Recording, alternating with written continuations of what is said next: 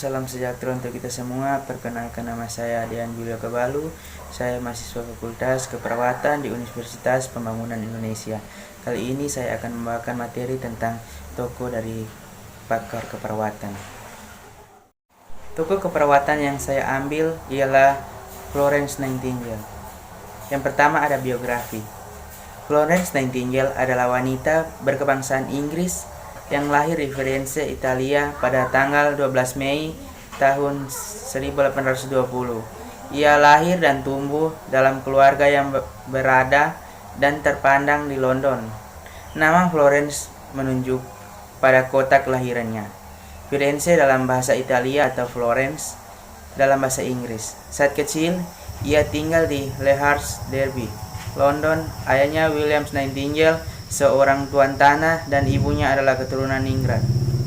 Pada usia ke-26, ia mengunjungi Kaiserslautern, Jerman, dan hingga mengenal lebih jauh tentang rumah sakit modern, pionir, yang dipelopori oleh Pendeta Theodor Widener dan istrinya, dan dikelola oleh birawati Lutheran.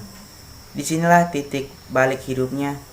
Ia mulai jatuh cinta dengan kegiatan sosial, karena terpesona dengan komitmen yang ia lihat pada perawat yang masa itu masih dipandang sebelah mata oleh masyarakat. Akhirnya, meski ditentang keluarga, ia memberanikan diri untuk mengikuti pelatihan di rumah sakit Kaiserslautern, Jerman. Lalu pada tanggal 12 Agustus 1853, Florence kembali ke Inggris dan mendapat pekerjaan sebagai pengawas bagian kolaborasi di Institute for the Care of Sick Gentlemen, sebuah rumah sakit kecil yang terletak di Upper Harley Street, London, posisi yang ia tekuni hingga bulan Oktober 1854. Setahun telah kembalinya ia ke Inggris, berkobarlah peperangan di semenanjung Crimea. Tentara Inggris bersama tentara Prancis berhadapan dengan tentara Rusia. Banyak prajurit yang gugur dalam pertempuran. Namun yang lebih disayangkan adalah tidak adanya perawatan untuk para prajurit yang sakit dan luka-luka. Kemudian pada waktu itu Florence memutuskan untuk berangkat ke Crimea untuk membantu tentara-tentara Inggris dengan menggunakan pengaruh politiknya sebagai wanita bangsaan. Florence dan teman-teman sejawatnya dengan mudah izin untuk ikut berangkat ke Crimea. Sesampainya di sana, Florence melihat bahwa penyakit dan angka kematian tentara Inggris adalah karena higienitas yang buruk. Karena itu, Florence menginstruksikan agar barak tentara dan bangsal rumah sakit harus benar-benar dibersihkan. Kemudian yang kedua adalah model konsep keperawatan dari Florence Nightingale. Inti konsep Florence Nightingale, pasien dipandang dalam konteks lingkungan secara keseluruhan, terdiri dari lingkungan fisik, lingkungan psikologi, dan lingkungan sosial. Yang pertama, lingkungan fisik merupakan lingkungan dasar atau alami yang berhubungan dengan ventilasi dan udara. Faktor tersebut mempunyai efek terhadap lingkungan fisik yang bersih, yang selalu akan mempengaruhi pasien dimanapun dia berada. Di dalam ruangan harus bebas dari asap, debu, bau-bauan. Kemudian yang berikut, lingkungan psikologi. Florence Nightingale telah melihat bahwa kondisi lingkungan yang negatif dapat menyebabkan stres fisik dan berpengaruh buruk terhadap emosi pasien. Oleh karena itu, ditekankan kepada pasien menjaga rangsangan fisiknya. Yang berikut, lingkungan sosial. Observasi dari lingkungan sosial, terutama hubungan yang spesifik, kumpulan data-data yang spesifik dihubungkan dengan keadaan penyakit, sangat penting untuk pencegahan penyakit. Kemudian ada hubungan teori Florence Nightingale dengan konsep keperawatan. Yang pertama, ada individu atau manusia memiliki kemampuan besar untuk perbaikan kondisinya dalam menghadapi penyakit. Kemudian yang berikut, keperawatan bertujuan membawa atau mengantar individu pada kondisi terbaik untuk dapat melakukan kegiatan melalui upaya dasar untuk mempengaruhi lingkungan. Kemudian ada sehat atau sakit, berfokus pada kesehatan atau penyembuhan. Dan berikut, masyarakat atau lingkungan melibatkan kondisi eksternal yang mempengaruhi kehidupan dan perkembangan individu, fokus pada ventilasi, suhu, bau, suara, dan cahaya. Dua hubungan teori Florence Nightingale dengan proses keperawatan. Yang pertama, pengkajian atau pengumpulan data. Data pengkajian Florence lebih menitik beratkan pada kondisi lingkungan. Kemudian ada analisa data. Data dikelompokkan berdasarkan lingkungan fisik, sosial, dan mental yang berkaitan dengan kondisi klien yang berhubungan dengan lingkungan keseluruhan.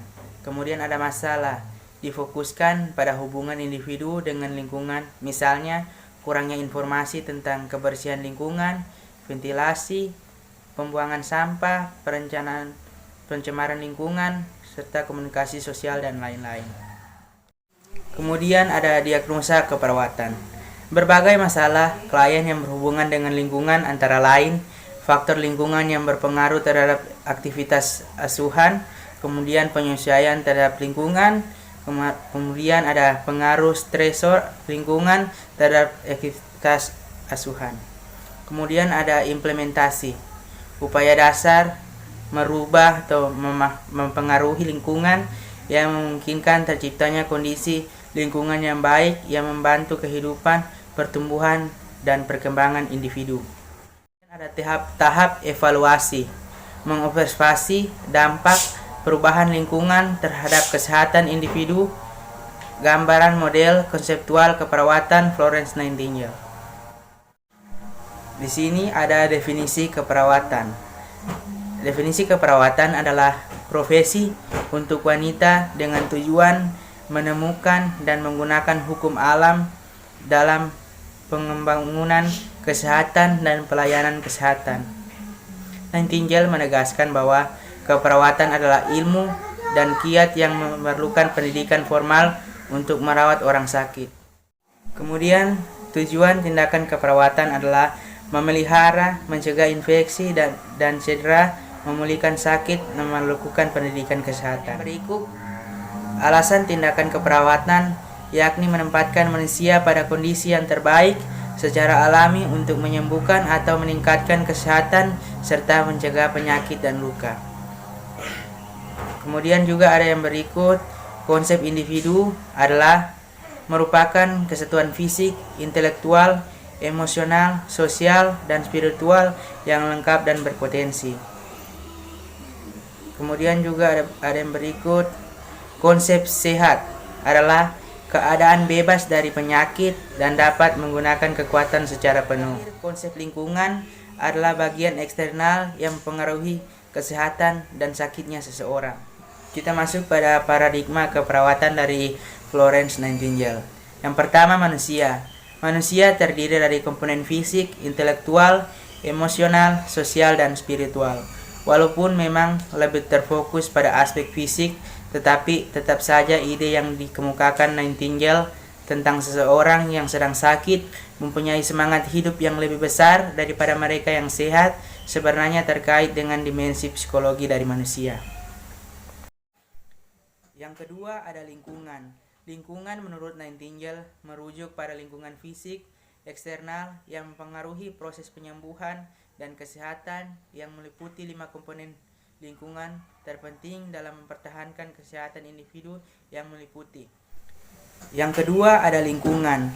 Lingkungan menurut Nightingale merujuk pada lingkungan fisik eksternal yang mempengaruhi proses penyembuhan dan kesehatan yang meliputi 5 komponen lingkungan terpenting dalam mempertahankan kesehatan individu yang meliputi udara bersih, air yang bersih, pemeliharaan yang efisien, kebersihan, penerangan atau pencahayaan. Nightingale lebih menekankan pada lingkungan fisik daripada lingkungan sosial dan psikologi yang dieksplor secara lebih terperinci dalam tulisannya. Yang ketiga, kesehatan. Nightingale mendefinisikan kesehatan sebagai merasa sehat dan menggunakan semaksimal mungkin setiap kekuatan yang dimiliki yang merupakan proses adaptif, yaitu hasil kombinasi dari faktor lingkungan, fisik, dan psikologi. Terutama faktor lingkungan meliputi kebersihan, minuman, nutrisi, kelembapan, jalan udara, saluran air yang mempengaruhi kesehatan. Yang keempat, keperawatan. Nightingale memandang keperawatan sebagai ilmu kesehatan dan menguraikan keperawatan sebagai mengarahkan terhadap peningkatan dan pengelolaan lingkungan fisik sehingga alam akan menyembuhkan pasien. Oleh karena itu, kegiatan keperawatan termaksud memberikan pendidikan tentang kebersihan di rumah dan lingkungan untuk membantu wanita menciptakan atau membuat lingkungan sehat bagi keluarganya. Hubungan proses keperawatan dalam tim kesehatan, Nightingale menempatkan lingkungan sebagai fokus asuhan keperawatan dan perhatian di mana perawat tidak perlu memahami seluruh proses penyakit merupakan upaya awal untuk memisahkan antara profesi keperawatan dan kedokteran. Kemudian ada diagnosa keperawatan. Berbagai masalah klien berhubungan dengan lingkungan antara lain. Yang pertama, faktor lingkungan yang berpengaruh terhadap aktivitas asuhan, kemudian penyesuaian terhadap lingkungan. Yang ketiga, pengaruh stres lingkungan terhadap aktivitas asuhan. Kemudian ada perencanaan upaya dasar dalam mempengaruhi pertumbuhan klien dalam konteks lingkungan yang sedang nyaman. Kemudian yang keempat, tahap implementasi mempengaruhi yang memikirkan terciptanya kondisi lingkungan yang baik untuk mempengaruhi kehidupan, pertumbuhan, dan perkembangan individu. Kemudian ada tahap evaluasi mengobservasi dampak lingkungan terhadap kesehatan individu berhubungan dengan teori Florence Nightingale dengan teori-teori yang lalu. Kesimpulan dari teori Florence Nightingale lebih memprioritaskan lingkungan sebagai aspek yang paling utama dalam proses penyembuhan pasien. Jika ada seorang yang sakit, maka lingkungannya harus diperbaiki sedemikian rupa agar mendukung proses penyembuhan pasien. Demikianlah materi singkat mengenai tokoh dari pakar keperawatan, yaitu Florence Nightingale. Kiranya materi ini sangat bermanfaat bagi teman-teman semua. Nah, bagi teman-teman yang masih bingung mau pilih kuliah yang unggul, kami menyarankan dapat bergabung bersama kami di Universitas Pembangunan Indonesia Manado. Terima kasih. Universitas Pembangunan Indonesia Manado yang terletak dekat dengan kawasan bisnis Bahu Mall Manado. Tempatnya di Kelurahan Bahu, Lingkungan 3 Manado, sangat strategis di pusat kota Manado. Dibangun di atas lahan seluas 2,5 hektar, Universitas Pembangunan Indonesia Manado berdiri megah dengan ruangan 7 lantai, terdiri dari ruangan kelas, ruangan kantor, perpustakaan, laboratorium komputer, laboratorium keperawatan, pengadilan semu, dan laboratorium bahasa, kantin, serta rooftop di lantai atas. Universitas Pembangunan Indonesia Manado memiliki 6 fakultas dengan program studi, yaitu Fakultas Pertanian, Prodi Agribisnis, Fakultas Hukum, Prodi Hukum, Fakultas Teknik, Prodi Teknik Elektro dan Teknik Sipil, Fakultas Ilmu Sosial Ilmu Politik, Prodi Ilmu Politik, Fakultas Sastra, Prodi Sastra Inggris, Fakultas Keperawatan, Prodi Ilmu Keperawatan, dan Profesi Nurse. Didukung oleh sumber daya manusia yang berkompeten dan tersertifikasi, Universitas Pembangunan Indonesia Manado memiliki dosen dan tenaga kependidikan dengan latar belakang S2 dan S3 lulusan dalam dan luar negeri. Proses belajar mengajar dilaksanakan dengan teknologi informasi merujuk perkembangan dunia modern saat ini, dilakukan dengan sistem e-learning dan sistem ujian online atau ULAIN. Hasil tracer student Universitas Pembangunan Indonesia Manado dan fakultas menyebutkan lulusan UNPI sudah tersebar di dalam dan luar negeri.